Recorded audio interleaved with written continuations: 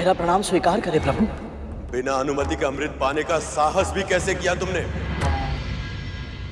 तुम इतनी शीघ्र भूल गए कि राहु के साथ क्या हुआ था?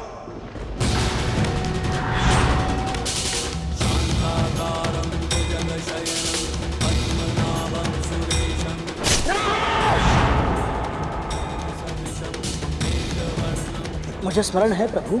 तब यह भी स्मरण होगा कि मेरी आज्ञा के बिना अमृत पाने का अधिकार संपूर्ण सृष्टि में किसी को नहीं है।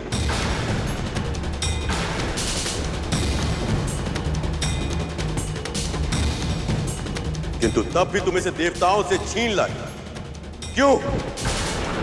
प्रभु आप तो जानते हैं मैंने ये अमृत अपने लिए नहीं, अपनी मां की मुक्ति के लिए। कारण चाहे कितना भी उचित क्यों ना हो गरुड़, तुम्हें बलपूर्वक अमृत पाने का अधिकार नहीं है।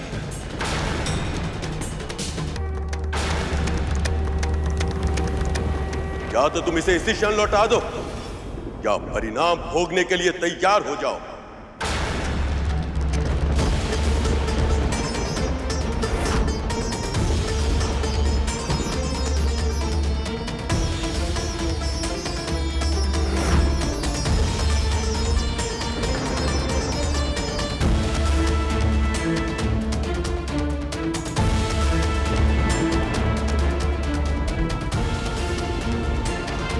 मुझे क्षमा कीजिए प्रभु, परंतु मैं अमृत नहीं लौटा सकता। ऐसे में यदि आपके हाथों मुझे मृत्यु भी प्राप्त हो तो वो भी मेरे उत्थान का साधन बन जाएगी। तो तुम अमृत नहीं त्यागोगे, भले ही इसके लिए मेरे साथ युद्ध करना पड़े।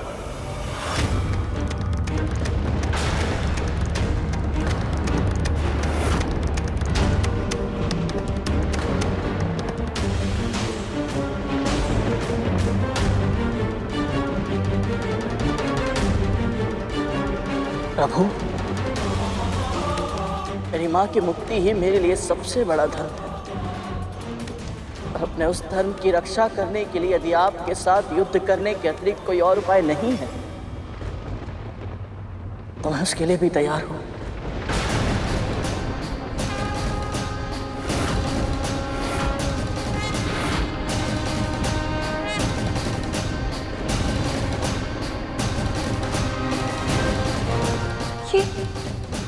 ये कैसा अनर्थ हो रहा है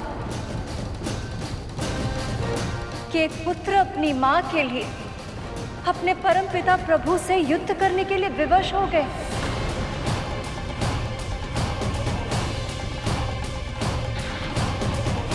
और वो परमपिता उसे समझने और क्षमा करने के स्थान पर उसे दंड देने के लिए तत्पर हो गए।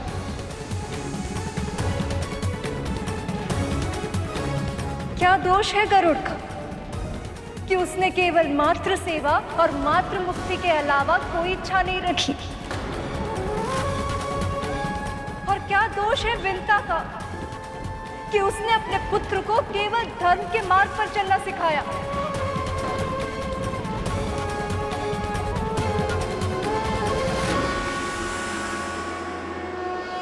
यदि भैया विष्णु से आज गरुड़ का कोई अहित हो गया तो विंता का अपने भगवान से विश्वास उठ जाएगा और फिर केवल भक्ति नहीं, भगवान भी हार जाएंगे।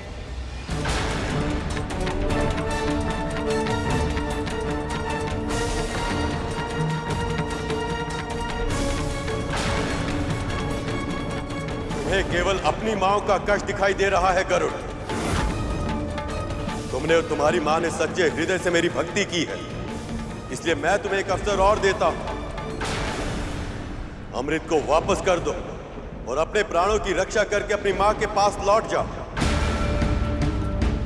यदि तुम्हें कुछ हो गया तो जिस मां के लिए तुम ये अमृत ले जाना चाहते हो वो जीवित तो रहेगी, और उसके भीतर की सभी इच्छाएं, महत्वाकांक्षाएं, प्रसन्नताएं सब तुम्हारे साथ ही मर जाएंगी।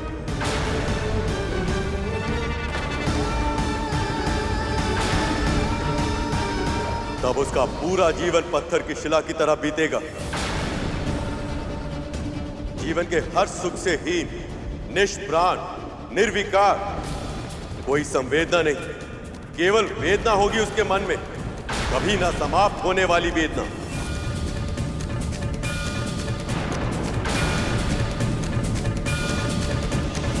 मैं जानता हूं प्रभु, परंतु मेरी मां जो आज तक दासी का जीवन जीती आई है वो भी मृत्यु से कम कष्टकारी नहीं है।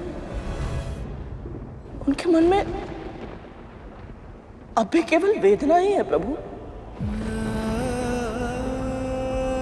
कभी ना समाप्त होने वाली वेदना।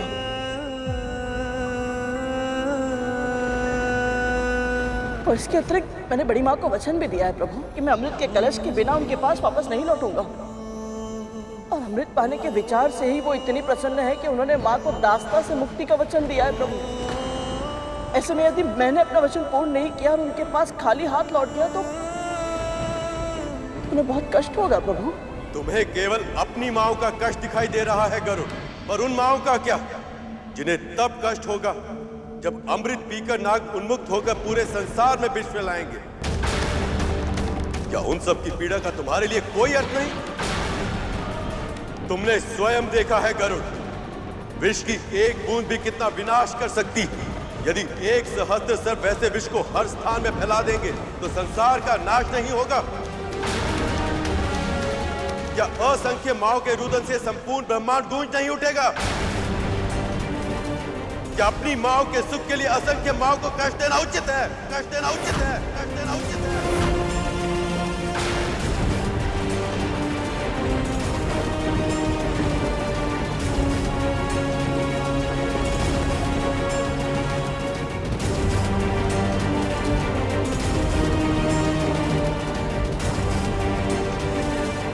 मेरी माँ ने सदैव आपकी भक्ति की है प्रभु,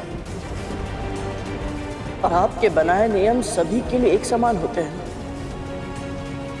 तो फिर मेरी माँ इन नियमों की अपवाद क्यों? मेरी माँ को उनके सुकर्मों के फल क्यों नहीं मिलने चाहिए प्रभु? असंख्य माओं का कष्ट दूर करने के लिए मेरी एक माँ को सदैव कष्ट सहना पड़े, क्या ये उचित होगा प्रभु? निर्दोष होकर भी दास्ता के बंधन में बंध कर रहना पड़े, जीवन भर अपनी ही बहन का अत्याचार सहना पड़े, क्या ये उचित होगा प्रभु?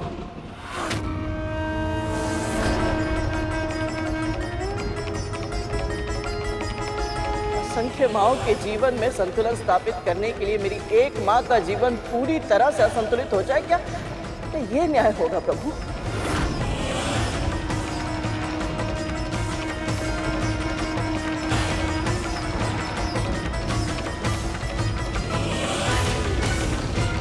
यदि अब भी आपको लगता है प्रभु मैं अधर्म कर रहा हूं, तो चलाइए चक्र।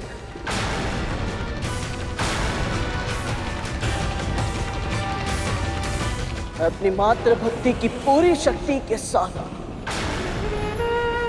सामना करने के लिए तैयार, सामना करने के लिए तैयार, सामना करने के लिए तैयार।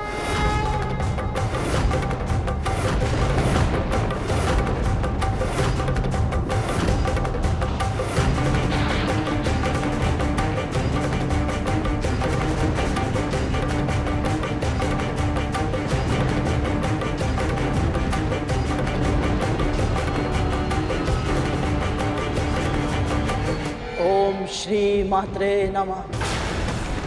ओम श्री मात्रे नमः। ओम श्री मात्रे नमः।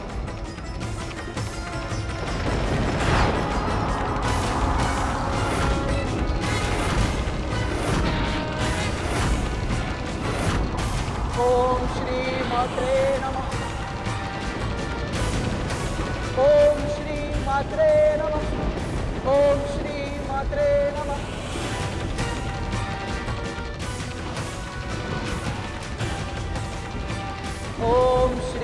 मात्रे नमः।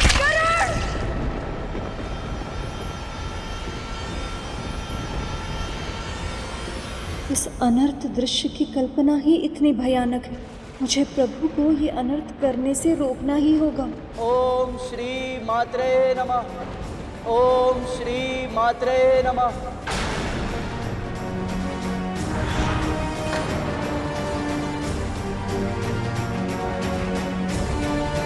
ओम श्री मात्रे नमः। ओम श्री मात्रे नमः।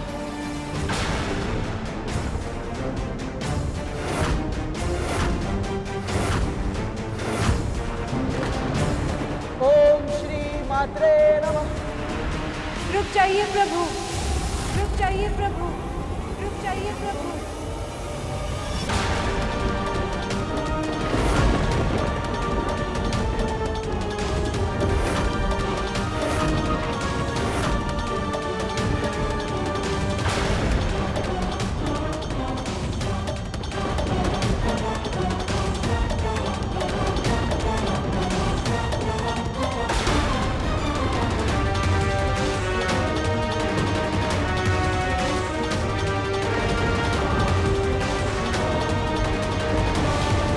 आप ऐसा नहीं कर सकते।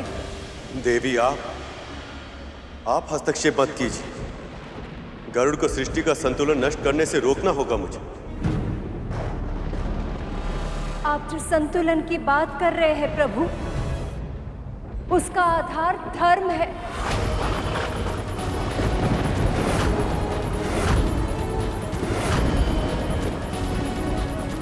और धर्म का आधार विश्वास है।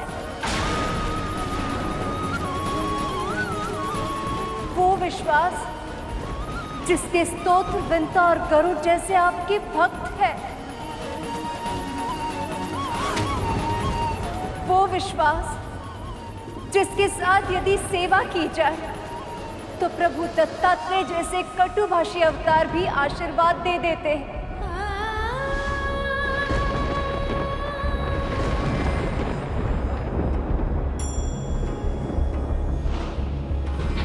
और वो विश्वास जिसके कारण ये जानते हुए भी कि गरुड़ अमृत छीनने जा रहा है, ऋषिगण ने उसे हर कार्य में सफल होने का वरदान दिया है। तू और तेरी माँ ने अब तक बहुत कष्ट सहे, किंतु अब नहीं। जिस लक्ष्य की प्राप्ति के लिए तू इस यात्रा पर निकला है, तुझे वह अवश्य प्राप्त होगा। आप निश्चिंत रहे पक्षीराज, इस परीक्षा में आपके धर्म की रक्षा अवश्य होगी। प्रभु, आज यदि आपने गरुड़ को दंड दिया तो ऋषिगण की वाणी असत्य हो जाएगी। भक्तों का भगवान पर से विश्वास उठ जाएगा। भक्तों का भगवान पर से विश्वास उठ जाएगा। सखी लक्ष्मी तो गरुड़ की रक्षा के लिए भैया विष्णु के समक्ष भी खड़ी हो गई। और सबसे अधिक बुरी बात तो ये हो कि पृथ्वी पर भगवान रूपी इस संसार की हर माँ का सम्मान सदा सदा के लिए अपना महत्व खो देगा।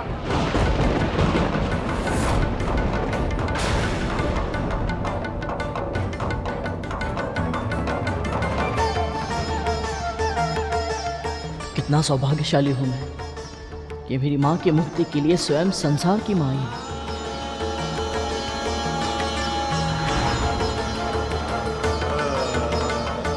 देवी, मैं आपकी और गरुड़ की भावनाओं का सम्मान करता हूं, पर मैं नागों को अमृत ले जाने की अनुमति नहीं दे सकता। अमृत जीवन का वरदान है, और यदि यही सृष्टि मृत्युदाता विष व्याप्त करने में सहायक बन जाए तो इससे बड़ा अनर्थ और क्या होगा।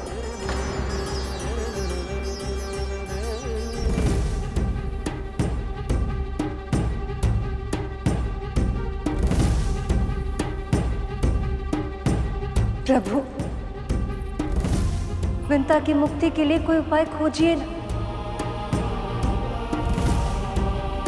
कुछ ऐसा कीजिए ना जिससे कि कद्रू को आभास हो जाए कि उसकी मन की हर इच्छा पूरी नहीं हो सकती।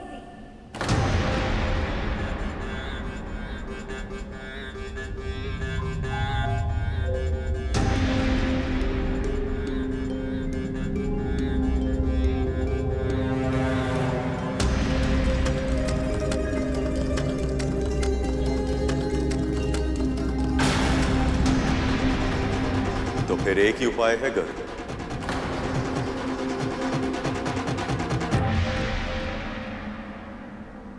इस अमृत को तुम्हें स्वयं पीना होगा।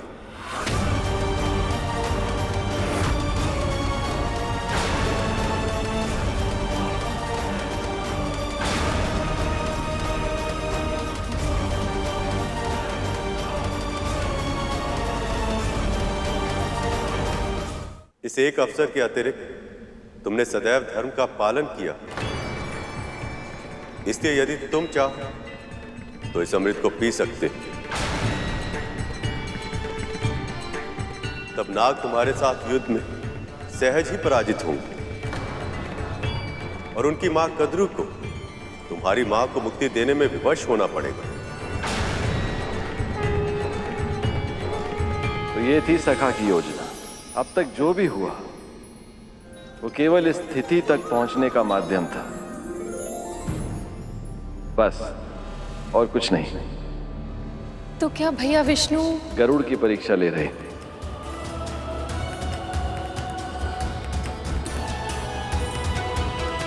सोच क्या रहे हो गरुड़? यह अमृत ही तुम्हारी हर समस्या का समाधान है। पी लो इसे।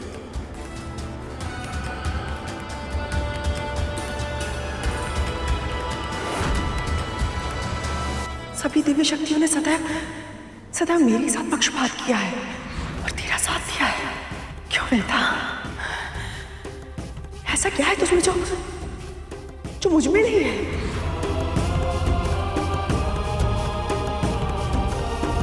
क्षमा कीजिए प्रभु, परंतु मैं अमृत ग्रहण नहीं कर सकता।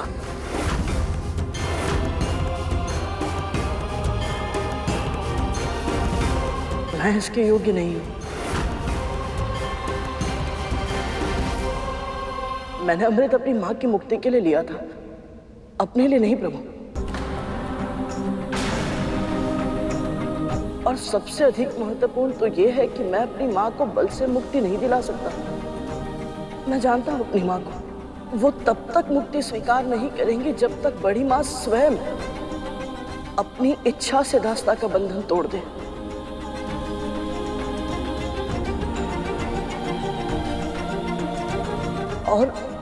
और क्या करूं? और यदि मैंने अमृत पी लिया, बड़ी मां को बहुत दुख होगा प्रभु।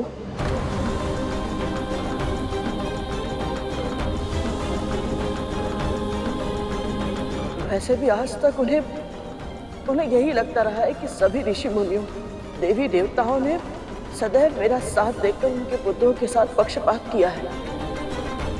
यदि अमृत भी नागों के स्थान पर मुझे मिल गया तो बड़ी मां टूट जाएंगी प्रभु। मैं अपनी बड़ी मां के साथ ऐसा निष्ठुर व्यवहार नहीं कर सकता। क्षमा कीजिए प्रभु।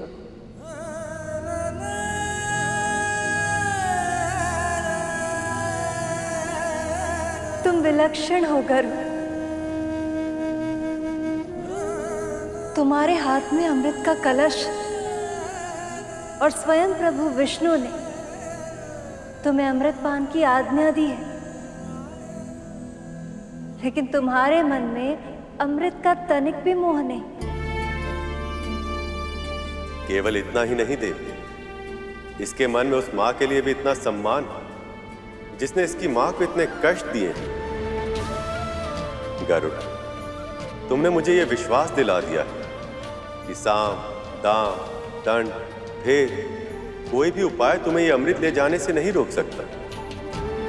जाओ, ले जाओ इसे।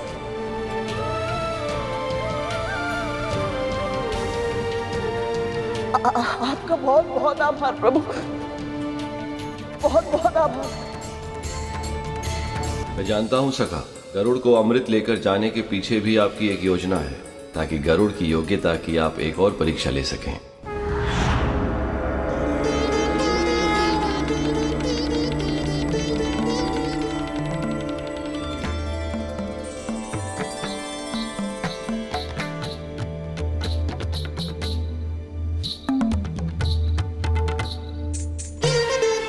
हमारा आशीर्वाद तुम्हारे साथ है गरुड़।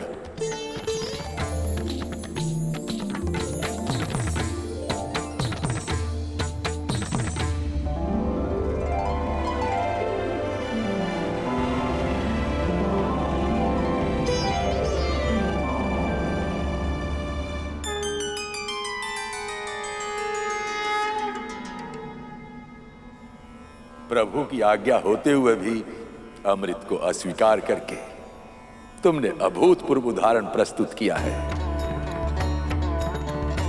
ये मैंने अपने शेष भैया और वासुकी भैया से सीखा है।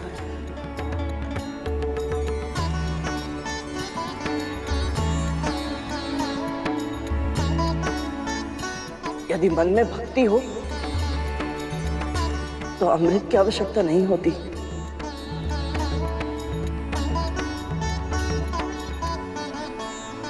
वैसे सखा, आज तो आपने हम सबको आशंकित कर दिया था।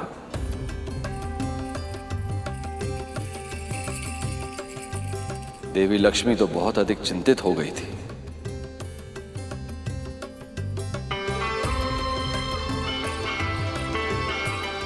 प्रभु, मां, अब मुझे जाने की अनुमति और आशीर्वाद प्रदान करें।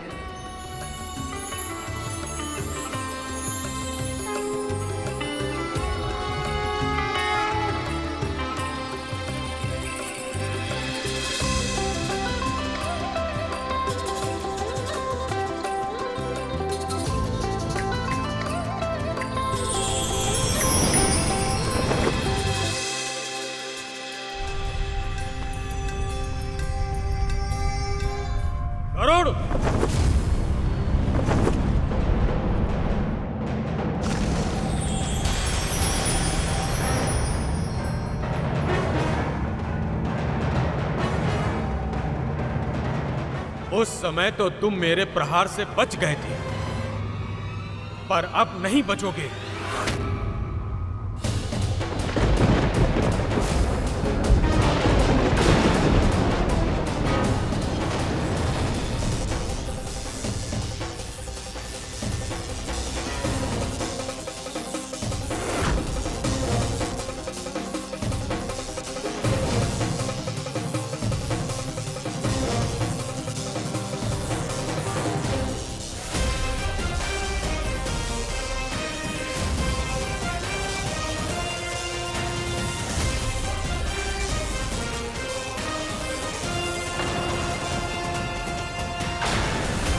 देवराज, आपके इस महान अस्त्र का निर्माण महर्षि दधीचि की उन अस्थियों से हुआ है जो उन्होंने स्वेच्छा से देह त्याग कर आपको प्रदान की थी। मैं उनके इस अद्भुत त्याग का सम्मान अवश्य करूंगा।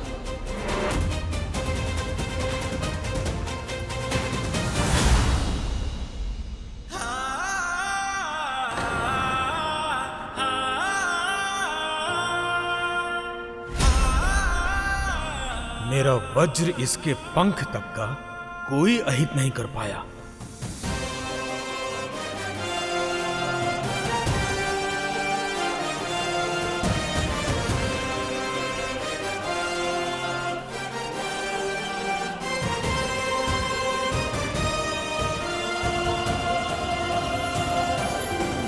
जिसका पंख इतना सुंदर हो उसका नाम तो सुपर्ण होना चाहिए।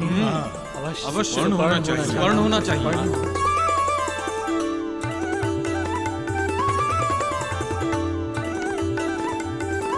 मातृभक्त सुपर्ण की जय, मातृभक्त सुपर्ण की जय, विष्णु भक्त सुपर्ण की जय, मातृभक्त सुपर्ण की जय, विष्णु भक्त सुपर्ण की जय, विष्णु भक्त सुपर्ण की जय। नारायण नारायण। स्वर्ग में बिना आज्ञा प्रवेश किया इसने, सभी देवताओं के साथ युद्ध किया और अब अधिकार ना होते हुए भी अमृत चुराकर भाग रहा है ये, और सभी इसी का पक्ष ले रहे हैं। क्यों सभी गरुड़ का पक्ष ले रहे हैं? क्यों?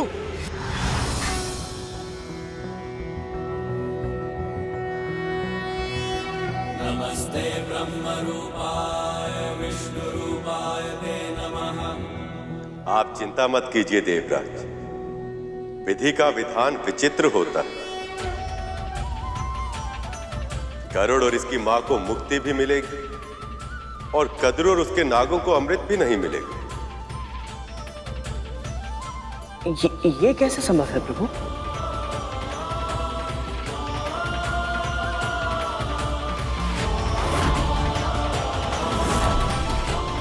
एक बार गरुड़ और देवी विंता को मुक्ति मिल जाए तो आपको क्या करना है देवराज, ये तो आप जानते ही। मैं सब समझ गया प्रभु, आप महान हैं। ये अनोखा मध्य मार्ग सुझाकर आपने सब कुछ ठीक कर दिया प्रभु। अब आप जैसा चाहते हैं वैसा ही होगा।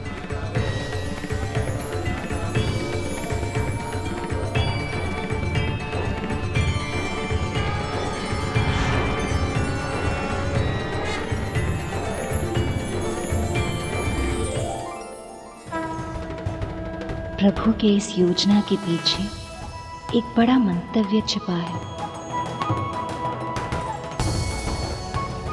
ओम नमो भगवते वासुदेवाय।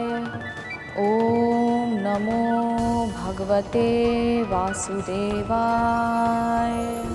विंता, आंखें खोलो।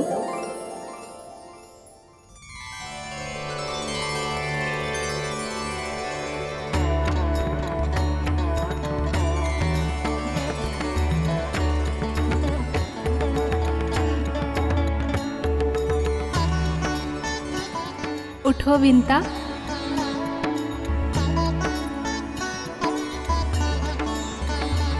सरस्वती माँ, लक्ष्मी माँ, पार्वती माँ,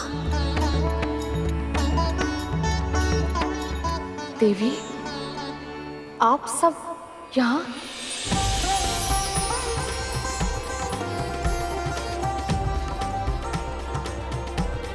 विंता, तुम जिस पल की प्रतीक्षा कर रही थी वो पल आ गया है।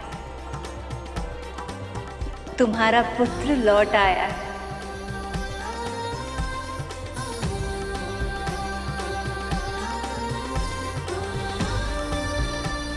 और देखो उसके हाथों में क्या है।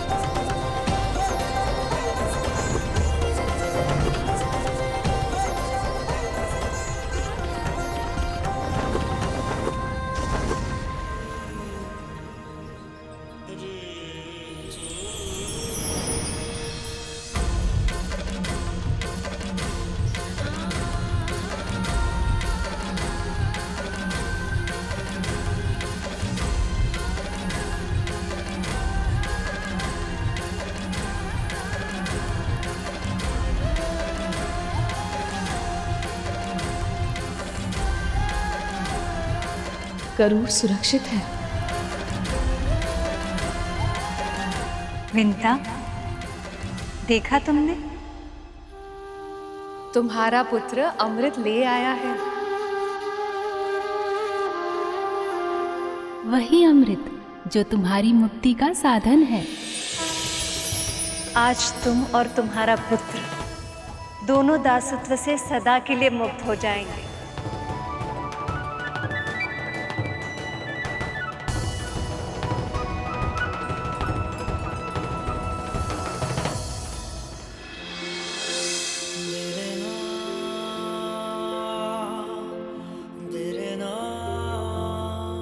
गरुड़ सच में अमृत ले आया। असंभव को संभव बना दिया मेरे पुत्र ने।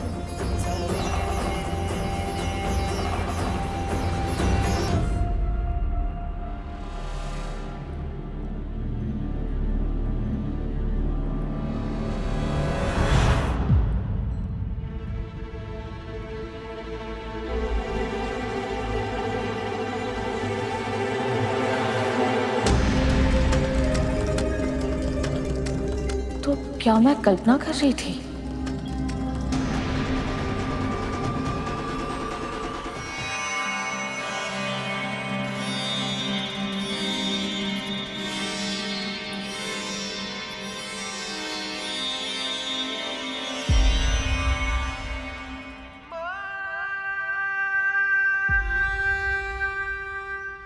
सागर सी तू अपार है माँ, ये जीवन तेरा उपकार है माँ। तेरे आंचल के कोने में मेरा संसार है माँ। गरुड़, माँ,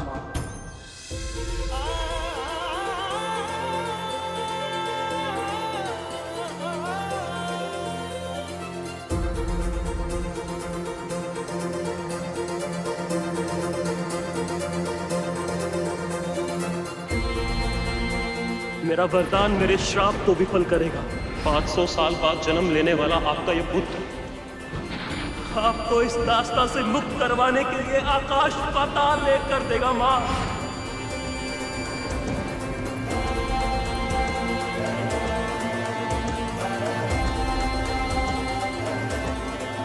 आपको दास्ता की बेड़ियों से मुक्त कराने के लिए मुझे कुछ भी क्यों ना करना पड़े, कोई भी मूल्य क्यों ना चुकाना पड़े,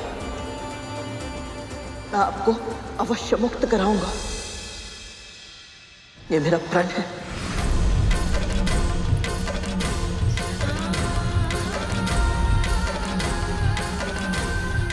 जिस पल तू मेरे नेत्रों के समक्ष अमृत लाकर रखेगा, बस उसी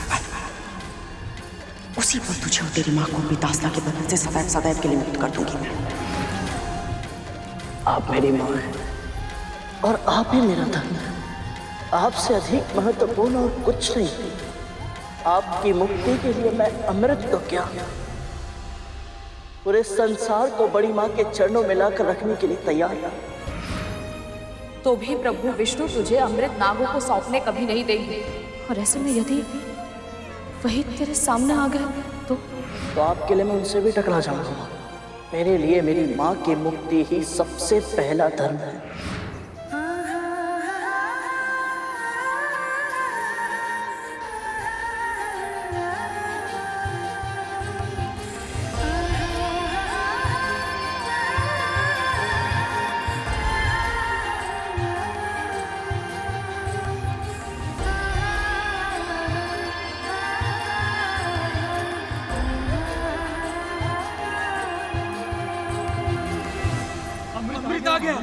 अमृत ले आया। पहले मैं पीऊंगा। नहीं, पहले मैं पीऊंगा। नहीं, मैं पीऊंगा।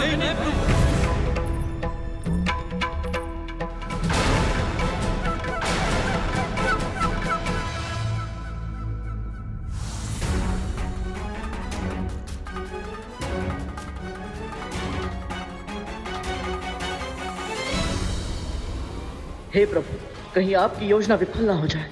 मुझे आपकी योजना पूर्ण करने की शक्ति दीजिए प्रभु, अन्यथा यदि नागों को अमृत मिल गया तो संसार का अंत निश्चित है प्रभु।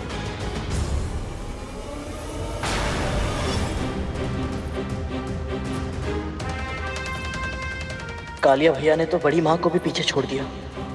अमृत के सामने अपनी माँ के सम्मान की भी चिंता नहीं है इन्हें।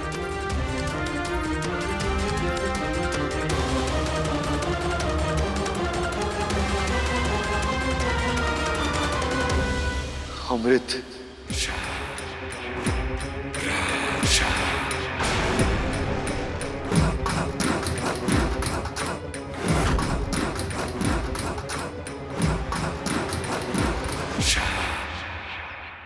इनके मुंह से तो लाल टपक रही है और आंखों से लोभ। ये सब तो मेरी कल्पना से भी अधिक तुच्छ है।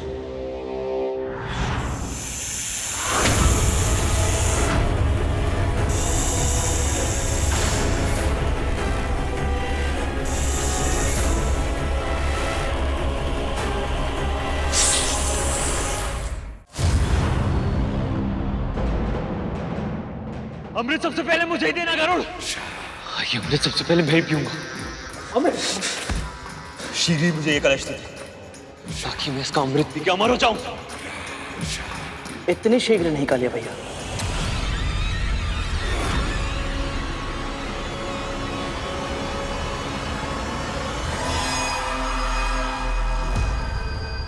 बड़ी माँ,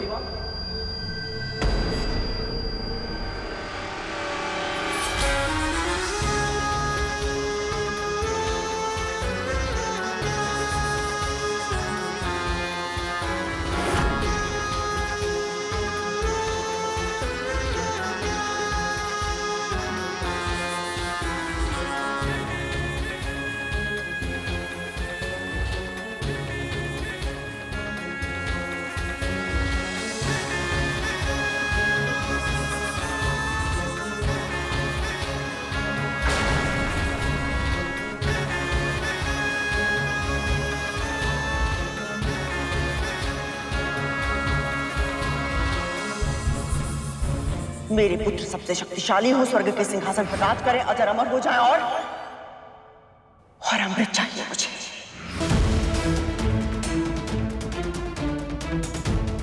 जिस पल तू मेरे नेत्रों के समक्ष अमृत लाकर रखेगा, बस उसी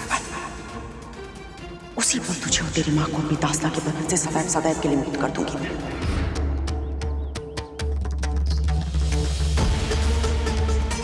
इतनी लंबी प्रतीक्षा की मैंने इस पल की, ये पल आ गया, मुझे अमृत मिल ही गया।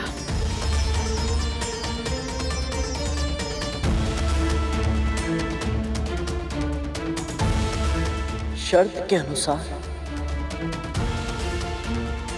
मैं अमृत ले आया बड़ी।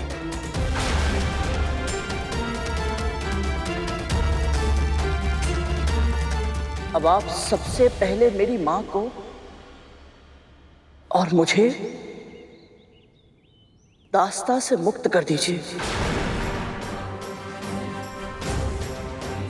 और फिर अमृत स्वीकार कीजिए।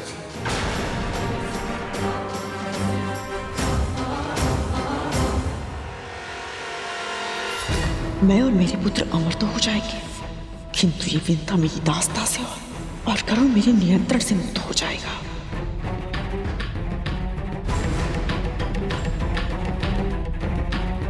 यदि अमृत मिलने के पश्चात भी कद्रुन विंता और गरुड़ को दास्ता से मुक्त नहीं किया तो मुझे स्वयं हस्तक्षेप करना होगा। यदि मुक्त होने के बाद करुण और इसकी मां ने मुझसे प्रतिशोध लेना चाहा तो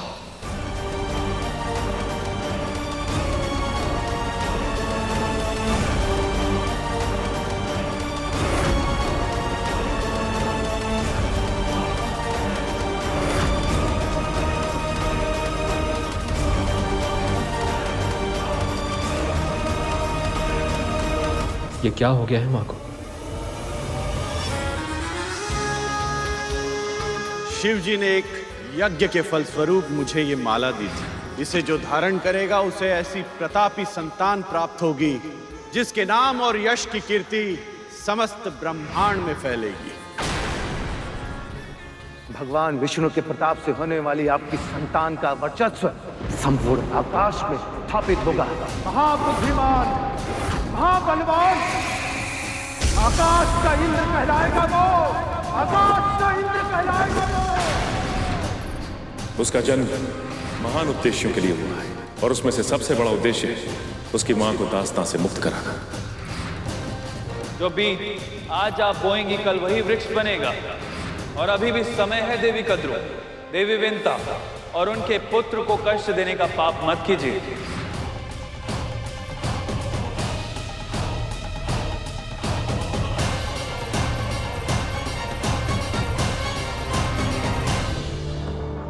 अभी अमृत माँ के नेत्रों के सामने है, फिर माँ किस विचारों में लीन है? क्या चल रहा है इनके दिमाग में? इतनी लंबी प्रतीक्षा अवश्य करनी पड़ी मुझे, किंतु आज मेरे प्रयास सफल होंगे। अपने स्वामी और अनेक ऋषि महर्षि द्वारा बार बार हर पग पर कितना अपमान सहा है मैंने, पर अब मेरे पुत्र अमृत पीकर अमर हो जाएंगे और फिर पूरा करेंगे वो सब जो मैंने इनकी जन्म से पहले देखा था। विंता ही नहीं, दीति और अदिति के पुत्रों को भी मेरे सामने सर झुकाना होगा। सदैव सदैव के लिए जीत जाऊंगी मैं। चारों दिशाओं में मेरे ही नाम की जय जयकार होगी। खड़गेन आक्रम्य भुंजीता, खड़गेन आक्रम्य भुंजीता, वीर भोग्या वसुंधरा, वीर भोग्य वसुंधरा। माँ, क्या हो गया है आपको? आप कुछ कहती क्यों नहीं?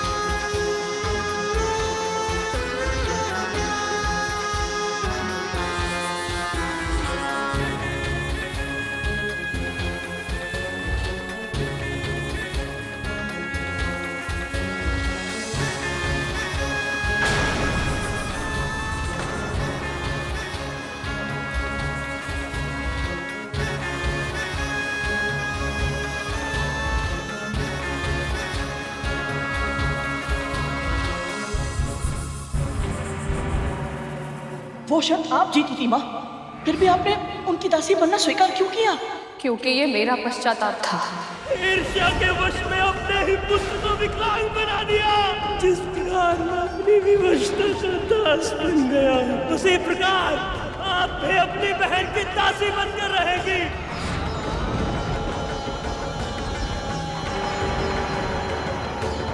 तेरी माँ अपने प्राण त्याग देगी, पर अपना धर्म कभी नहीं त्यागेगी और ना ही अपना वचन तोड़ेगी।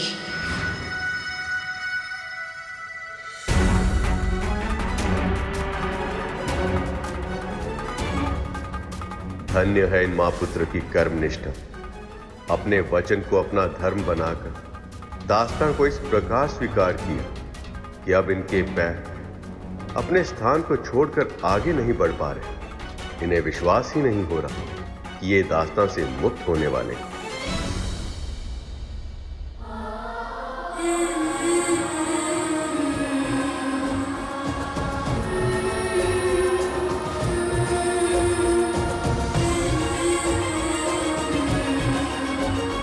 माँ को ये विश्वास ही नहीं हो रहा है कि ये दास्ता से मुक्त हो रही है।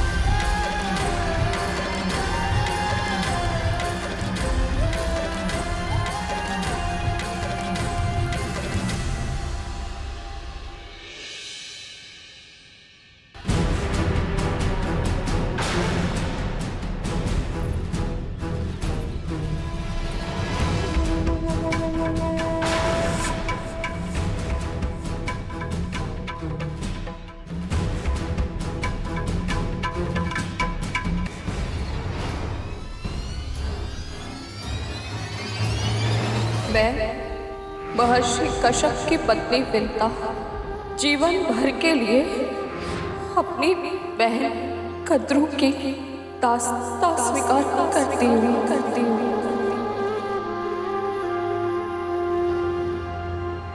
अपने और अपने पुत्र के मस्तिष्क से ये भ्रम बाहर निकालकर फेंक देना कि तुम दोनों को मेरी दास्तां से मुक्ति मिलेगी। कभी नहीं।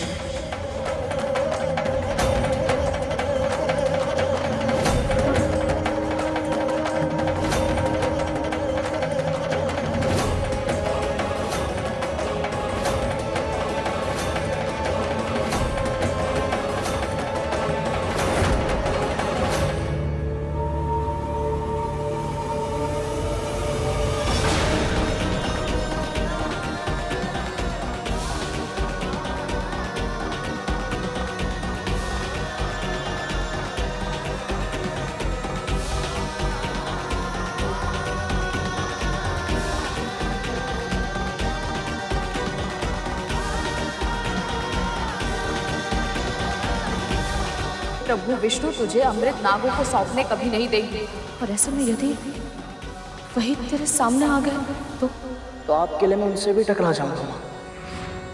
मेरे लिए मेरी माँ की मुक्ति ही सबसे पहला धर्म है।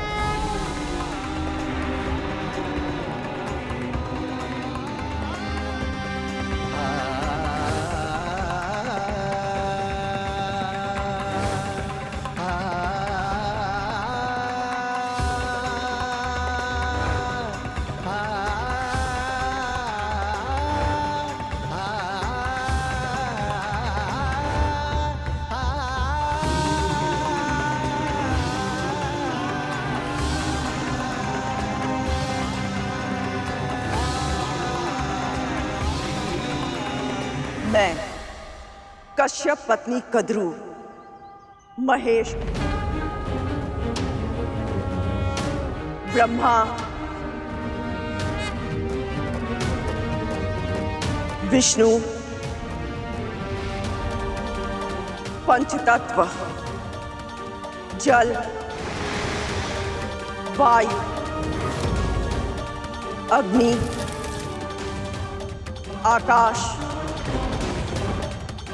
और पृथ्वी को अन्य सभी देवी देवताओं को साक्षी मानकर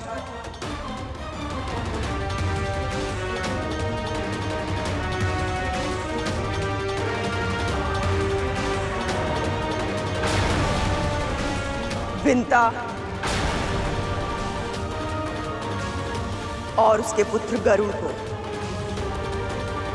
अपनी दासता के बंधन से मुक्त करती हूँ। अपनी दासता के बंधन से मुक्त करती हूँ। अपनी दासता के बंधन से मुक्त करती हूँ। अपनी दासता के बंधन से मुक्त करती हूँ। अपनी दासता के बंधन से मुक्त करती हूँ। अपनी दासता के बंधन से मुक्त करती हूँ।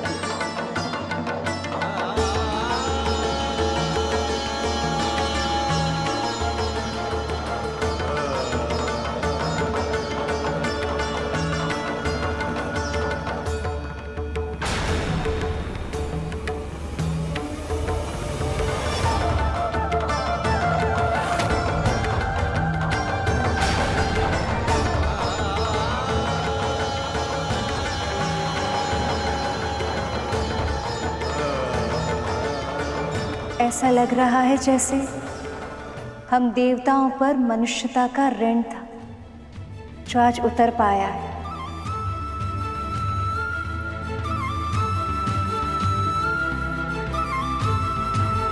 विनीता की बरसों की तपस्या आज पूरी हुई प्रभु।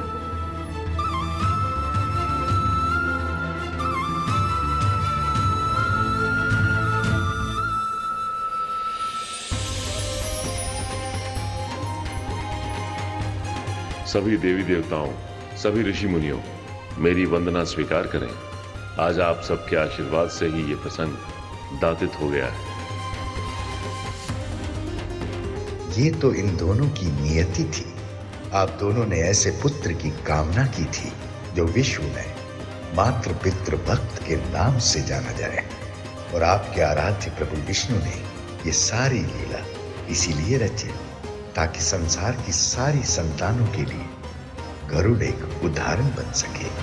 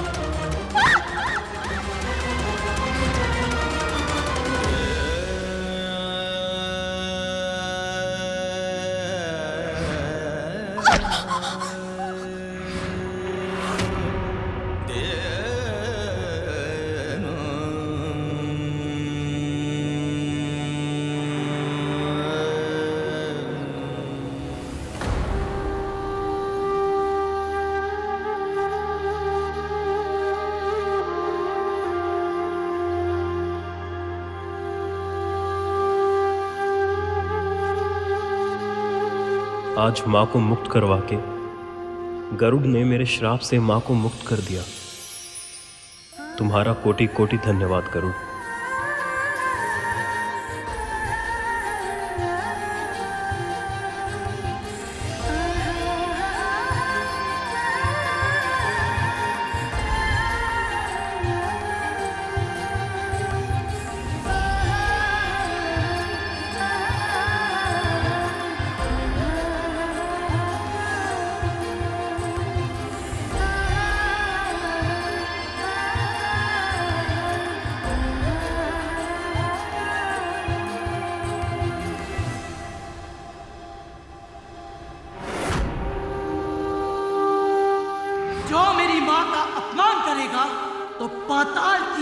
अंतहीन गहराइयां भी तुम सबको मुझसे बचा नहीं पाएगी।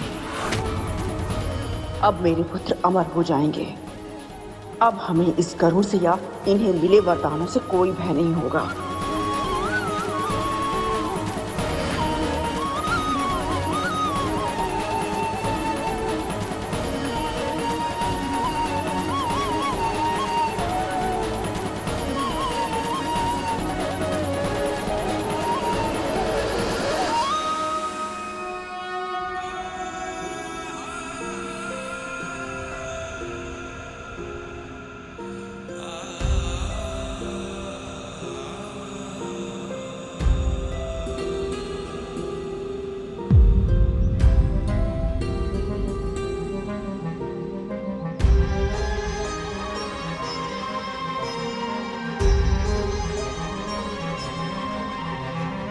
ऐसा लग रहा है जैसे मुझ पर से एक बड़ा बोझ हट गया। इतना स्वतंत्र पहले कभी अनुभव नहीं हुआ।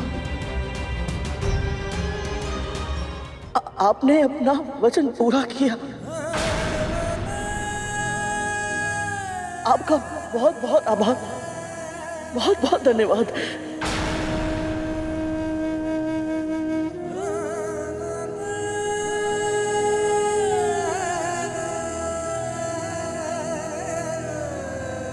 मिल गई मुक्ति, हो गया प्रसन्न।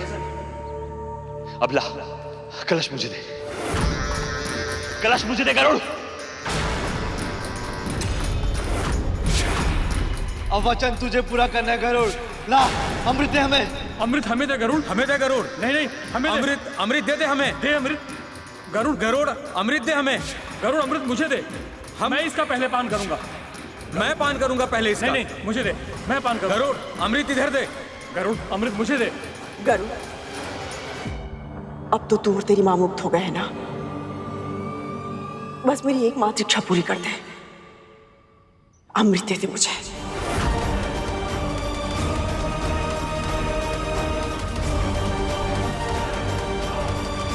स्मरण करो गरुड़, कद्रू ने तुमसे क्या कहा था? जिस पल तू मेरे नेत्रों के समक्ष अमृत लाकर रखेगा, बस उसी पल तुझे और तेरी मां को अपनी दासता के बंधन से सदैव सदैव के लिए मुक्त कर दूंगी मैं। तो बस फिर यही तो करना। अमृत को ले जाकर कद्रू के सामने रख दो और स्वयं को और अपनी मां को मुक्ति दिला दो। एक बार गरुड़ और देवी विंता को मुक्ति मिल जाए तो आपको क्या करना है देवराज, ये तो आप जानते ही। मां, खुशा के घास की चटाई चाहिए होगी। अमृत को भूमि पर रखना उचित नहीं है ना?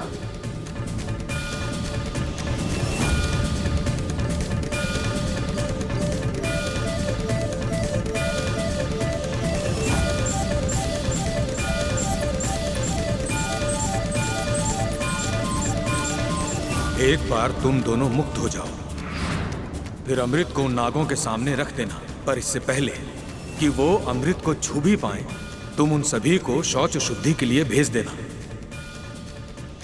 फिर मैं जाकर अमृत वापस ले आऊंगा, पर अमृत की एक भी बूंद व्यर्थ होकर ना गिरे। और इसके लिए सबसे आवश्यक ये है कि उस समय वहां कोई भी नाग उपस्थित ना हो।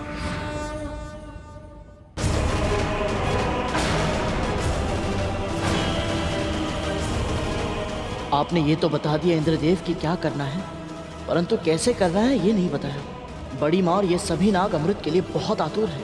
ऐसे में ये कभी मेरे सुझाव को नहीं मानेंगे। अब मैं क्या करूं? अब गरुड़ कोई भूल नहीं कर सकता, उसे कोई ना कोई उपाय निकालना ही होगा। यदि मेरी योजना विफल होगी और नागों को अमृत प्राप्त हो गया तो ये संसार अंत के मुंह में चला जाएगा।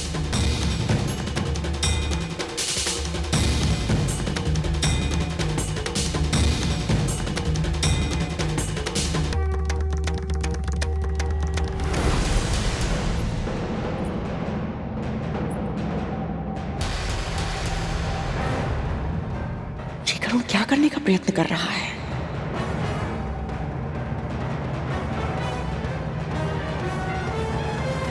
माँ, खुशा को भूमि पर रखना होगा।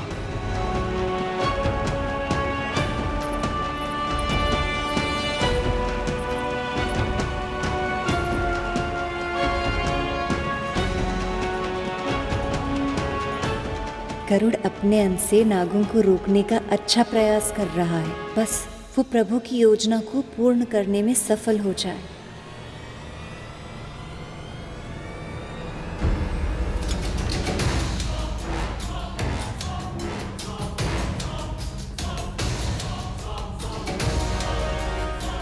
यदि इन सर्पों ने अमृत ग्रहण कर लिया तो अनर्थ हो जाएगा।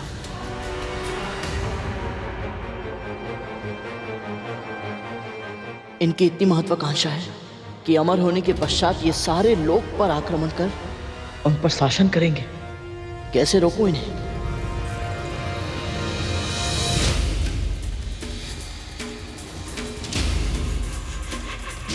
आज मेरा स्वप्न पूरा होगा। मेरे पुत्र सदैव सदैव के लिए अमर हो जाएंगे।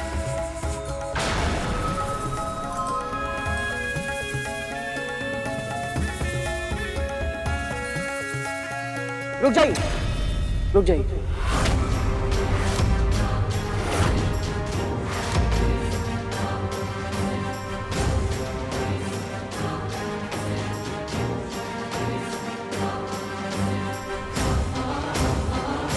अमृत ग्रहण करने से पहले आप सभी को तन से शुद्ध होना होगा, अर्थात आप सभी को स्नान करने की आवश्यकता है। तन शुद्ध हो तो किसी भी शुद्ध वस्तु का प्रभाव अधिक होता है। किंतु स्नान ना करने से अमृत का प्रभाव समाप्त तो नहीं हो जाएगा ना गरुड़? तो फिर विलंब क्यों करेंगे? अस्वच्छ तन से छुओगे तो अमृत का प्रभाव समाप्त नहीं होगा, परंतु पाप अवश्य मिलेगा, है ना मां?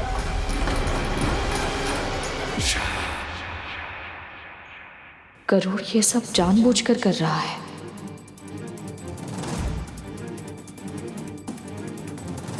जब भगवान का प्रसाद बिना स्नान किए छुआ नहीं जाता, तो अमृत तो विश्व का सबसे बड़ा प्रसाद है। शुद्ध तन के साथ ग्रहण किया जाए तो सात्विकता बढ़ती है, और सात्विकता से प्रसाद का प्रभाव।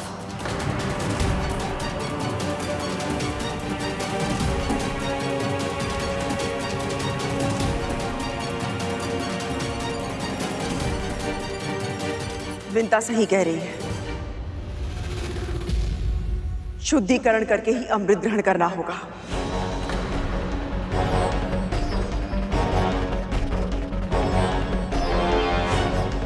जाओ, स्नान करके आओ।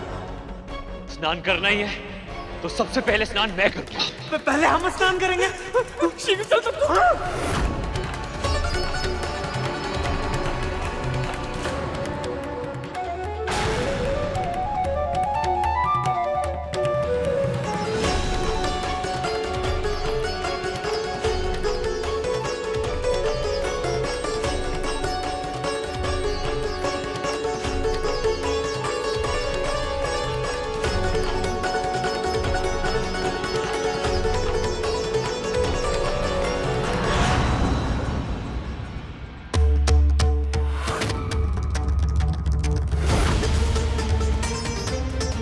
देवराज माँ,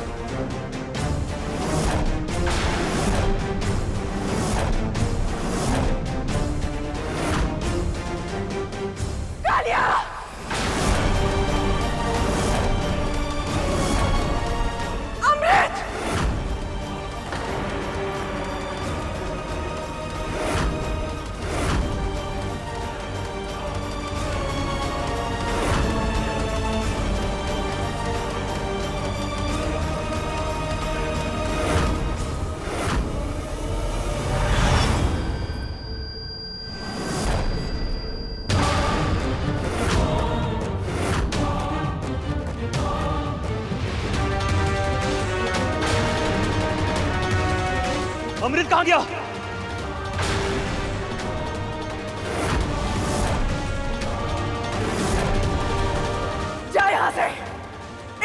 अमृत लेकर आ मेरा। क्षमा कीजिए बड़ी माँ, परंतु आपकी आज्ञा का पालन मैं नहीं कर सकता।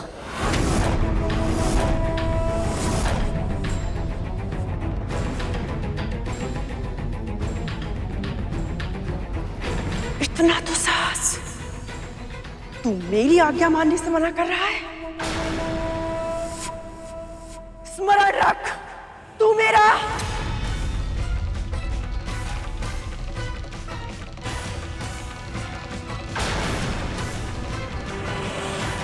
इसने हमारे साथ छल किया है मां। तू आज मैं ऐसे दंड दे के रहूंगा।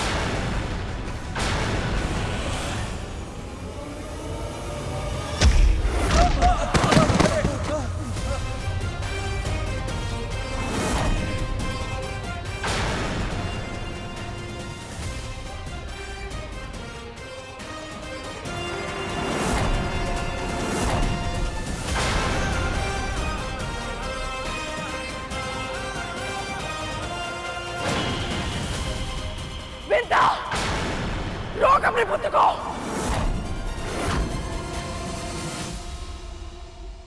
नहीं दीदी, आज इसके हाथों को अपने आदेश की बेड़ियों से नहीं जकड़ूंगी मैं, क्योंकि आज ये युद्ध धर्म के लिए कर रहा है।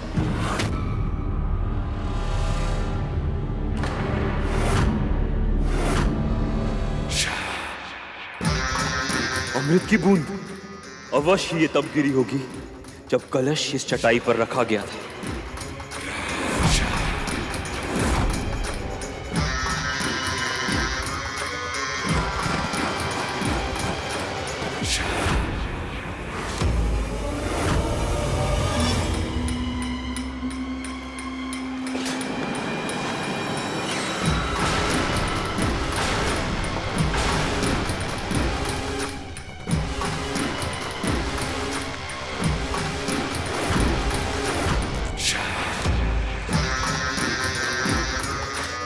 इस धरती के सबसे विशाले प्राणी, मेरे महाबलशाली पुत्र गरुड़ से युद्ध करने के स्थान पर धूल चाट रहे हैं।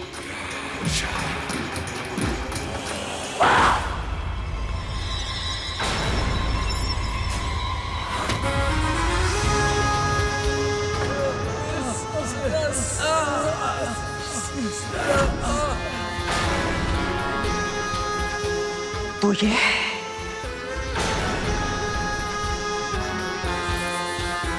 तुम दोनों के छल की वास्तविकता, तेरा सत्य। इतने समय तक तुम मुझसे स्वांग रचती रही कि जब तक मैं तुझे अपनी इच्छा से मुक्त नहीं करूंगी तब तक तू मेरी दासी बनी रहेगी। किंतु आज अपने पुत्र के माध्यम से तूने मेरे साथ छल किया।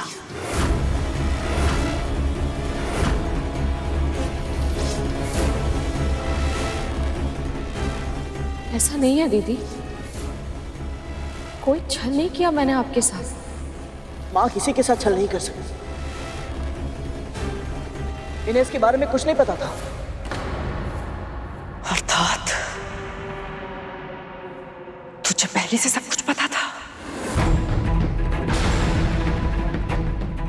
फिर भी तूने उस इंद्र का साथ दिया। कृतज्ञ।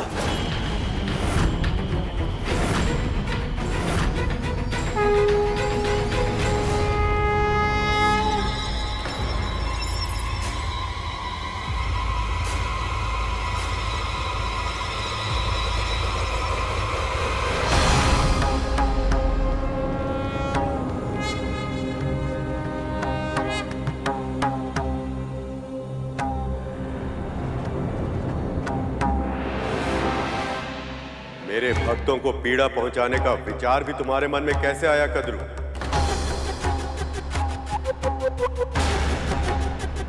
जिस छल के कारण तुम गरुड़ को चोट पहुंचाने जा रही थी, तुम्हारे साथ वो छल इसने नहीं, मैंने किया।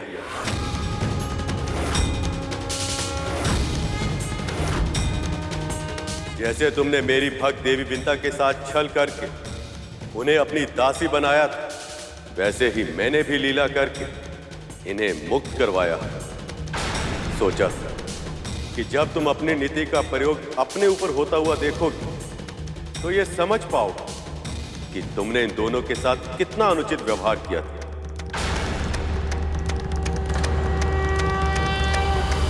पर तुम्हारे मन में अब भी पश्चाताप नहीं, प्रतिशोध है। तुम्हें क्या लगता है कद्रू, यदि कोई वस्तु तुम्हें मैं ना था तो क्या तुम उसे अनाधिकार ले पाओगे? सत्य तो ये है कद्रू कि तुम और तुम्हारे पुत्र अमृत की एक बूंद तो क्या, उसकी आभा के भी योग्य नहीं।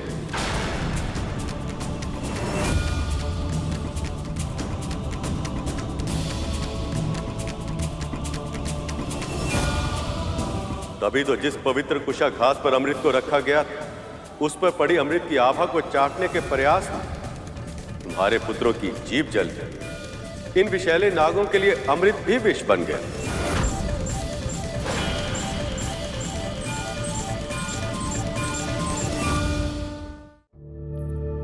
नहीं प्रभु, मेरे पापों का दंड मेरे पुत्रों को मत दीजिए, इनकी पीड़ा को समाप्त कर दीजिए। ये तो तुम्हारे पुत्र भी जानते हैं कद्रू कि ये अमृत पाने के योग्य नहीं,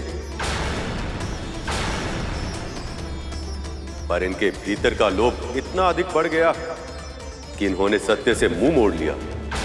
इनके व्यक्तित्व का निर्माण तुम्हारे आधार पर हुआ है कद्रू, और तुम्हारी तो विशेषता ही है मन में कुछ रखना और जीभ से कुछ और कहना। इसलिए आज से सभी नागों की जीभ 2 भागों में बंट जाएगी।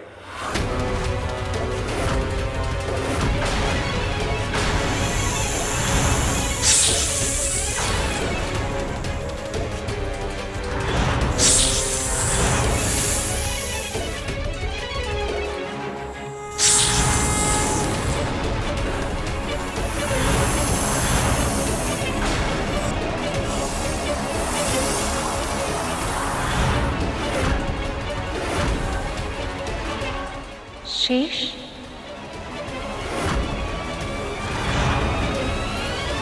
क्या हुआ वासुकी? तुम्हारी जीव विभाजित हो गई। ये कैसे संभव है? यह तो स्वाभाविक ही है माँ। जैसे पुत्रों के कुकर्मों का फल माता पिता को भुगतना पड़ता है। अपनी माँ के कुकर्मों का फल तो मुझे मिलना ही था, यही हमारी नियति है, और मुझे ये स्वीकार करना ही होगा माँ। नहीं प्रभु, इतना बड़ा दंड मत दीजिए, दया कीजिए प्रभु, दया कीजिए। जो मेरे भक्तों पर बार बार अत्याचार करते हैं, मैं उन पर दया नहीं कर सकता। अपने हृदय को साक्षी मानकर सत्य कहो कद्रू, यदि तुम्हारे पुत्रों को अमृत मिल गया तो क्या ये संसार में विनाश का कारण नहीं बन जाएंगे?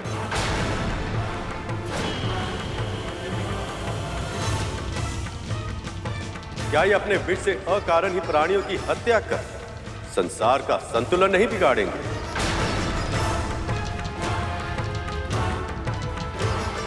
बोलो कद्रू, क्या तुम्हें सच में यह लगता कि जो पुत्र अपने हित को अपनी मां के हित और सम्मान से अधिक महत्व देते हैं, वो अमृत पाने के योग्य?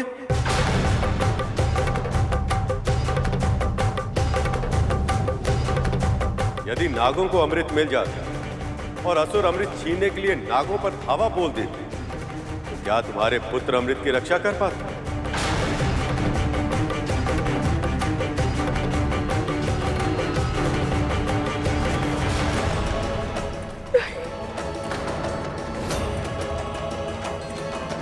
दीदी सत्य स्वीकार कर रही है।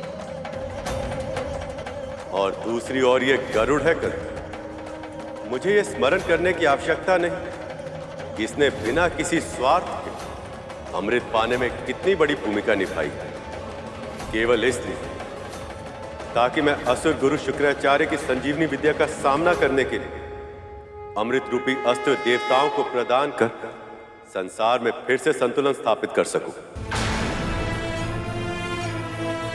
और जानती हो सबसे विशेष बात क्या है? गरुड़ के सामने अमृत पान करने का अवसर एक बार नहीं, दो बार आया, पर इसने लोभ से अमृत की ओर देखा तक नहीं। एक बार भी इसके मन में अमृत पीने का विचार तक नहीं आया।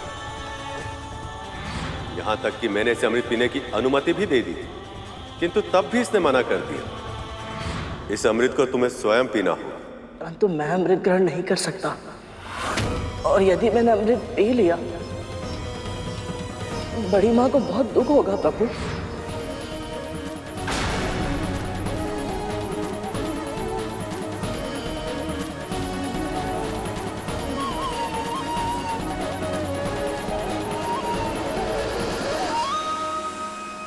अब ये सब जानकर तुम ही बताओ कद्रू, यहां उपस्थित सभी प्राणियों में ऐसा कौन है जो अमृत पीने के लिए इससे भी अधिक योग्य है?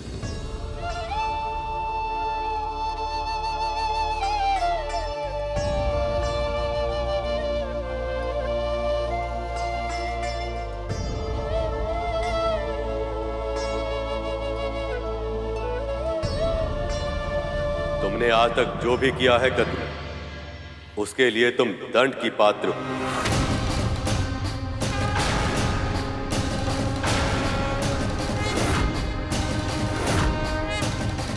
देवी विंता ने सदैव अपनी प्रार्थनाओं तुम्हारी और तुम्हारी संतानों की भलाई की विनती की, और इसी कारण से मैंने आज तक तुम्हें दंड नहीं दिया। पर जब तुमने गरुड़ को देवी विंता की मुक्ति के लिए अमृत लाने के लिए विवश किया, उसी समय तुम मेरे निर्णय के विरुद्ध चली गई। अमृत पाने के लिए तुमने जो पाप किया है कद्रू, उससे तुम्हारे पापों का कलश भर चुका है। और अब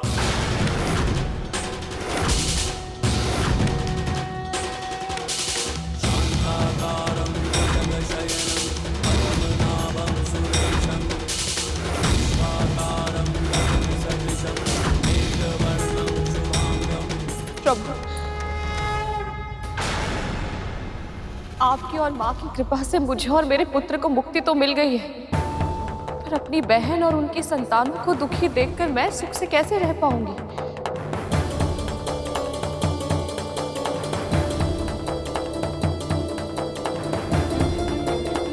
प्रभु, भूल तो किसी से भी हो सकती है, परंतु कोई भी भूल पश्चाताप से बड़ी नहीं होती। बड़ी माँ और मेरे भाइयों को पश्चाताप करने का एक अवसर दे दीजिए प्रभु, दया कीजिए।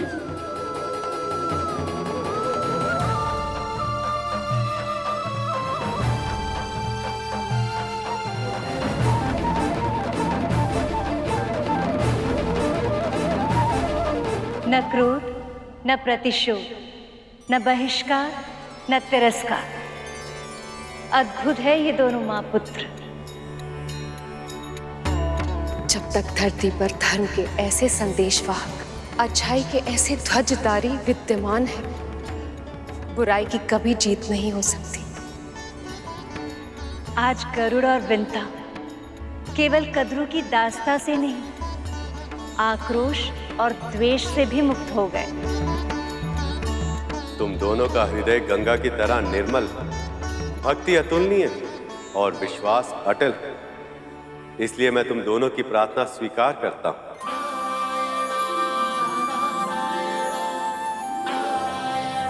पर मैं ये भी चाहता हूं कि तुम सभी को सदैव ये स्मरण रहे कि तुम दंड पाने के ही योग्य हो, और संसार को भी सदैव ये स्मरण रहे कि किसी निर्दोष को सताकर, उसके साथ अनुचित व्यवहार कर कोई भी प्राणी सुख और शांति का जीवन व्यतीत नहीं कर सकता।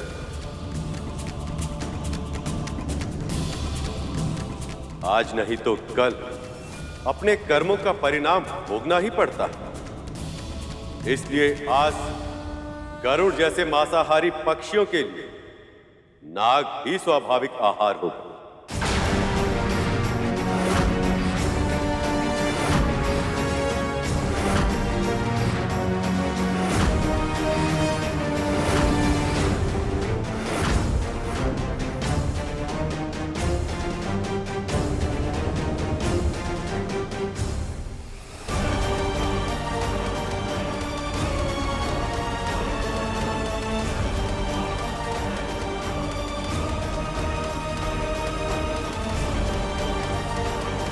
जिस प्रकार अब तक उसकी मां का जीवन तुम सबकी भय की छाया में बीता है, वैसे ही तुम सबको जीना होगा। जैसे ये आज तक तुम्हारी दया पर निर्भर रहे, वैसे ही अब तुम सभी को इनकी दया पर निर्भर रहना होगा।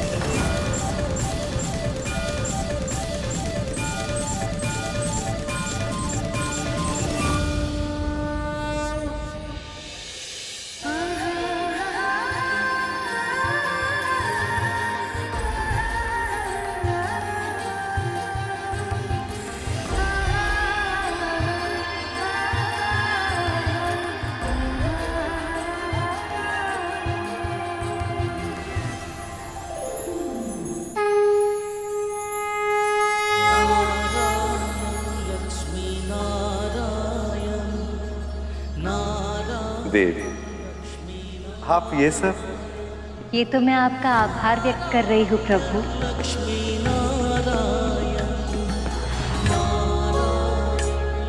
आज आपने मुझे सर्वश्रेष्ठ उपहार दिया है, गरुड़ और विंता को मुक्त कराकर। आज आपने अपना वचन पूर्ण किया। ये कृपा आपने केवल मेरे छोटे भाई विंता मां पर नहीं, मुझ पर भी की है प्रभु। शेषनाग, बताओ, मन में इच्छा क्या है? गरुड़ और विमाता विंता का भी उद्धार हो जाए। आपका कोटि कोटि धन्यवाद। देव, शेष, इसमें मैंने कुछ नहीं किया। ये सब देवी विंता की श्रद्धा और धैर्य का परिणाम है, और उसमें सहायक बना गरुड़ का विवेक और साहस। स्वामी, अब तो वो मुक्त हो गए। आप गरुड़ को अपना वाहन बना लीजिए ना। बात अभी आपकी एक इच्छा पूरी हुई नहीं कि आपने दूसरी इच्छा भी प्रकट कर दी। मैं क्या करूं प्रभु, गरुड़ है ही इतना अच्छा। ये सत्य है कि गरुड़ अपनी सभी परीक्षाओं में सफल रहा। इसके अतिरिक्त मानसिक और शारीरिक रूप से भी वो मेरी सेवा के लिए तैयार है, पर अब उसे भावनात्मक रूप से तैयार होना। अभी अभी तो उसने अपनी मां को मुक्त कराया, इससे पहले कि वो दोनों एक दूसरे से फिर अलग हो जाए, उन्हें कुछ समय तो साथ में बिताना ही होगा।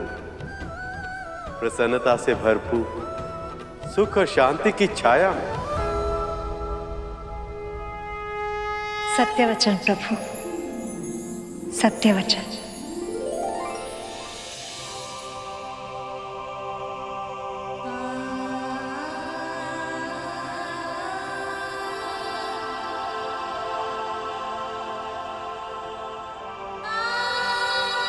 इस कुटिया के कण कण में कितनी स्मृतियां घुली हुई है ना मां, और उन सब में सबसे सुखद स्मृति है भगवान दत्तात्रेय की। दासत्व का जो दंश तुझे दिन प्रतिदिन दसता है, अब तुझे उस दासत्व से मुक्ति मिल जाएगी। उन्होंने यहाँ आना स्वीकार किया। कितने दिन इसी कुटिया में बिताए उन्होंने, और यही हमें वरदान भी दिया। और उनका वरदान फलीभूत हो गया। अब हम स्वतंत्र हैं मां।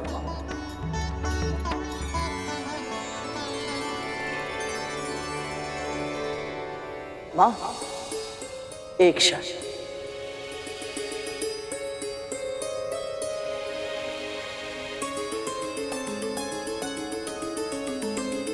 माता लक्ष्मी की ओर से ये उपहार आपके लिए मां।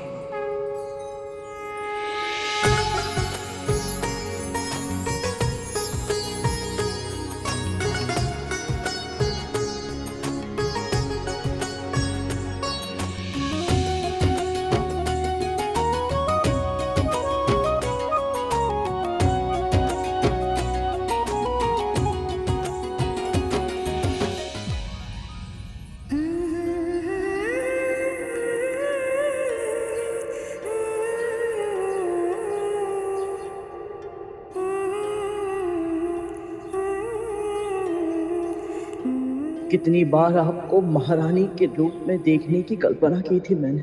आज मेरी इन आंखों ने जीवन भर का सुख एक साथ पा लिया माँ।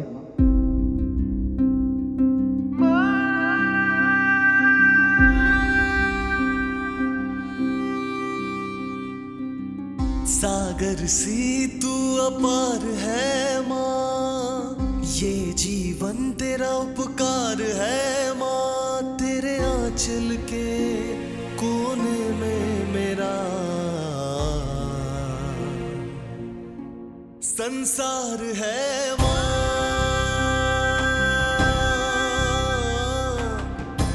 संसार है माँ।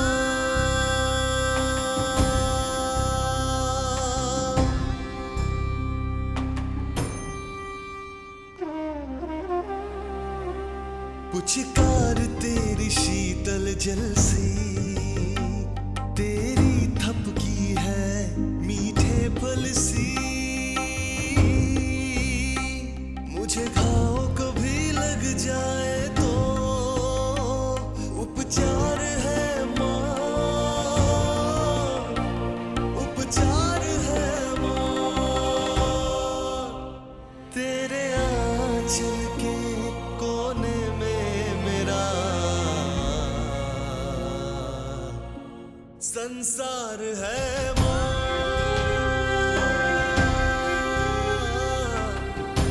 संसार है माँ।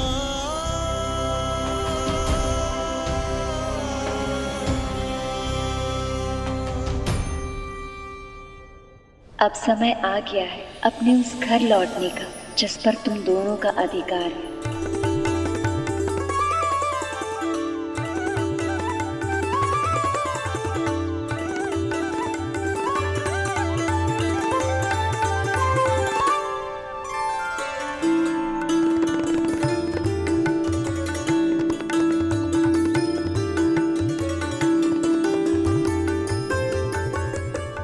महारानी विंता की जय, राजकुमार गरुड़ की जय, महारानी विंता की जय, राजकुमार गरुड़ की जय, महारानी विंता की जय। आपके महल में आपका बहुत बहुत स्वागत है महारानी जी।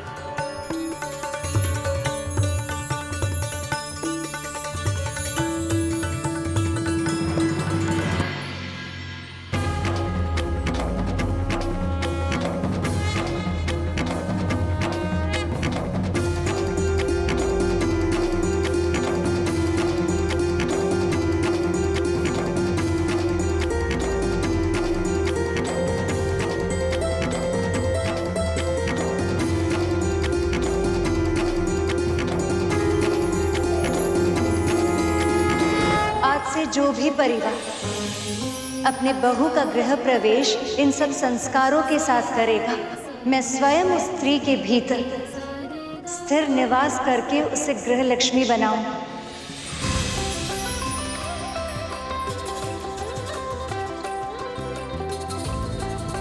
उसके शुभ हाथों से हल्दी के छाप उस घर के कष्ट और रोगों को मुक्त करेंगे।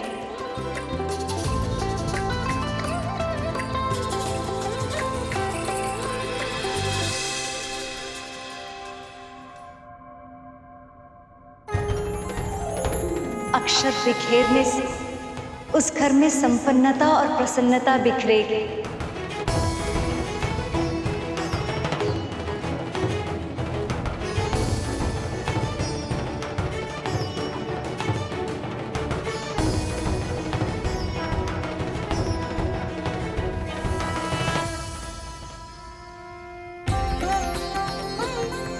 और आलते से रंगे हुए उसके पच्चे उस घर को धर्म और सफलता का मार्ग दिखाएंगे।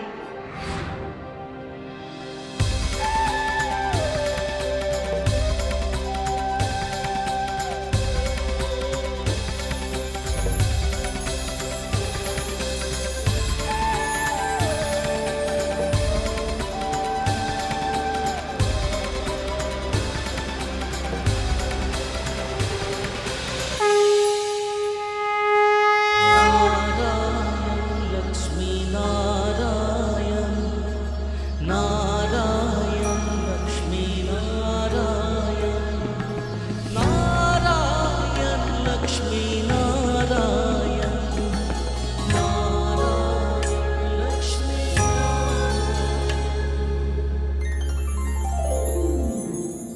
गरुड़ ने असंभव को संभव कर दिखाया।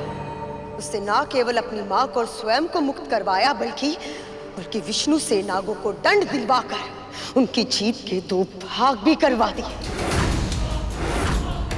बस इतना ही पर्याप्त नहीं था, नागों को अपने जैसे मांसाहारी पक्षियों का आहार भी घोषित करवा दिया। विष्णु ने हमारे साथ भी छल किया है और कद्रू के साथ भी।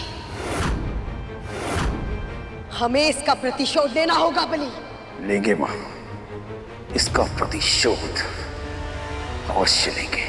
मैं एक बार गुरुदेव आज्ञा का पालन ना करने की भूल कर चुका हूं मां, अब दोबारा नहीं करूंगा। असुरों ने अपने गुरु की आज्ञा की अवहेलना का परिणाम देख लिया है। अब ये ऐसी भूल भविष्य में नहीं करेंगे। प्रभु, माँ, मैंने कभी स्वप्न में भी नहीं सोचा था इन हाथों में दास्ता की बेड़ियां नहीं लटकी होंगी। आपकी कृपा से यह संभव हो पाया, वो भी इतनी शीघ्र। आपका बहुत बहुत आभार। जानता है गरुड़, मैं तो इस जन्म में मुक्त होने की आशा ही छोड़ चुकी थी। दास्ता को ही अपनी नियति मान चुकी थी मैं, पर तूने मेरी बेड़ियां तोड़ने का संकल्प लिया और उसे पूरा भी कर दिखाया। आपने मेरे और अरुण भैया के लिए कितनी पीड़ा भोगी है माँ, कितना कुछ सहा है। फिर आपके साथ अन्याय होते देख मैं शांत कैसे रह पाता? तेरी अशांति से मुझे भय लगता था गरुड़, इसलिए तो मैं तुझे रोका करती थी। पर कहीं ना कहीं मैं जानती थी तू अपनी हट कभी नहीं छोड़ेगा। मुझे मुक्त कराने के लिए हर संभव असंभव कार्य करेगा तू, और तूने किया गरुड़। मुझे मुक्त करा लिया तूने।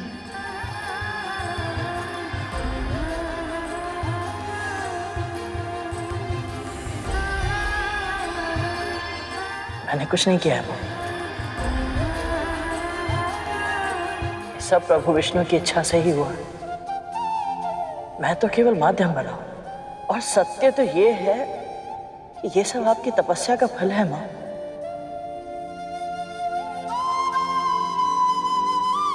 और श्री नारायण का आशीर्वाद।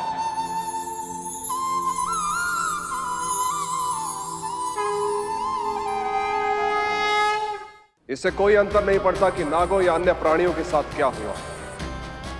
मेरे लिए असुरों का हित सबसे अधिक महत्वपूर्ण है, इसलिए मैं बस गुरुदेव शुक्राचार्य की आज्ञा का पालन करूंगा। गुरु पर श्रद्धा ही सफलता की पहली सीढ़ी होती है महाराज। यदि आप मेरे सुझावों का पालन ऐसी ही श्रद्धा और दृढ़ता से करते रहे तो आपको न केवल अमृत प्राप्त होगा, इसके अतिरिक्त और भी बहुत कुछ प्राप्त होगा आपको।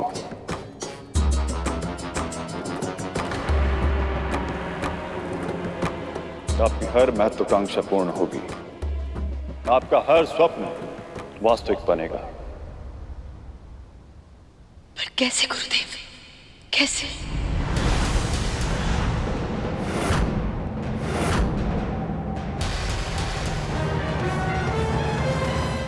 इस प्रसन्नता के अवसर पर भी तुझे स्मरण है कि जो हुआ है वो मेरे प्रभु की इच्छा और कृपा से ही हुआ है। मुझे तुझ पर और तेरी विनम्रता पर गर्व है गरुड़।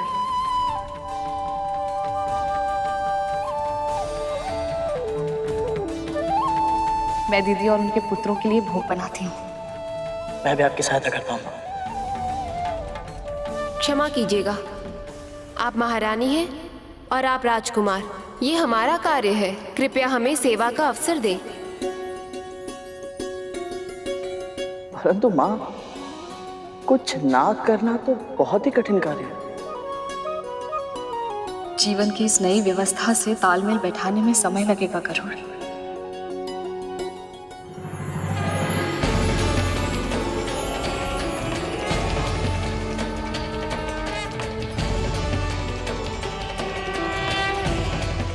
ये कैसी ध्वनि है?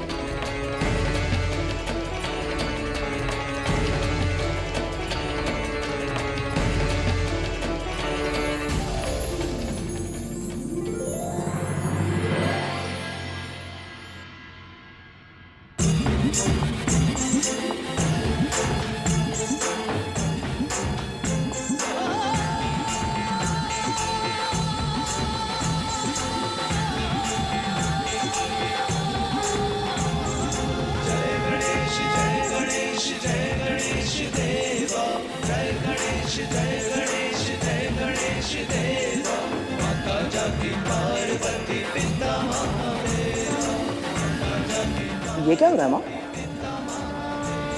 अब गणेश चतुर्थी आरंभ हो गई है गरुड़। ये सब भगवान गणेश को अपने घर लेकर जा रहे हैं। इस अवसर पर इनकी स्थापना अपने घर में ही करके इनकी कथा सुननी चाहिए और पूरे मन से इनकी पूजा करनी चाहिए। माँ, अभी अभी हमें दास्ता से मुक्ति मिली है, हमारे सभी विघ्नों का नाश हुआ है, तो क्यों ना हम भी विघ्न विनाशक गणेश की पूजा करें?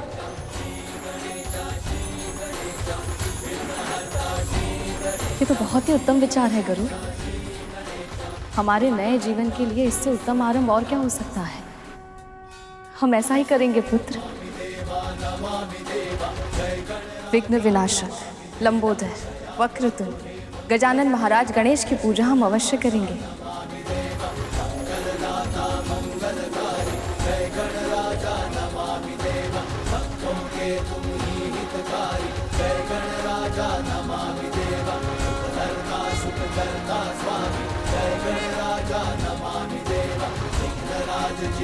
मात्र गणेश जी की स्थापना के विचार से ही मन इतना प्रफुल्लित हो उठा, तो उनके आगमन पर क्या होगा? इस समय देवता प्रसन्न हैं देवी। कद्रू और नाग दुखी हैं, विंता और गरुड़ संतुष्ट हैं, क्योंकि जब महाराज बलि अश्वमेघ यज्ञ को पूर्ण करेंगे तो संसार का संतुलन फिर से बदल जाएगा। भले ही आज विष्णु जीत गए हैं, किंतु जैसे ही महाराज बलि का यज्ञ पूर्ण होगा, तीनों लोकों पे उनका शासन होगा। त्रिभुवन के सुख, समृद्धि और ऐश्वर्य का हर साधन उनके पास होगा।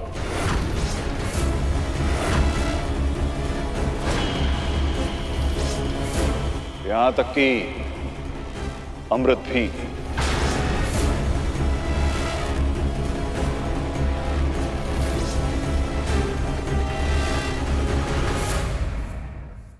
गुरुदेव, आपकी सहायता के कारण ही न केवल गरुड़ हमें मुक्त करा पाया, बल्कि ऐसे अकल्पनीय कार्य करते समय धर्म का पालन भी कर पाया। हम तो केवल माध्यम हैं देवी। जो होता है प्रभु विष्णु की इच्छा से ही होता है। हमने केवल इसकी कुंडलिनी को जागृत किया है देव, पर धर्म के पालन के लिए आवश्यक संस्कार वो तो इसे आपने ही दिए। इसीलिए तो कहते हैं कि हर शिशु की पहली गुरु उसकी मां ही होती है।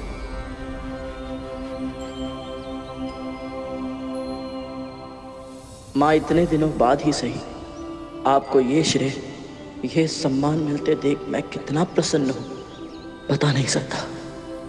गुरुदेव, आपके मार्गदर्शक के लिए बहुत बहुत धन्यवाद। परंतु एक विनती है आपसे।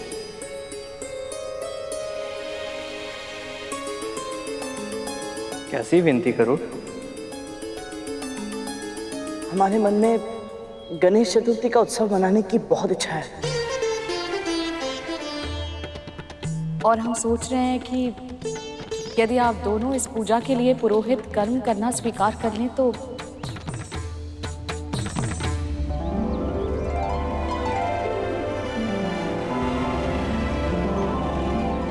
भगवान श्री गणेश की पूजा और कथा कहना, ये तो हमारा सौभाग्य होगा। हम ये पूजा अवश्य करेंगे।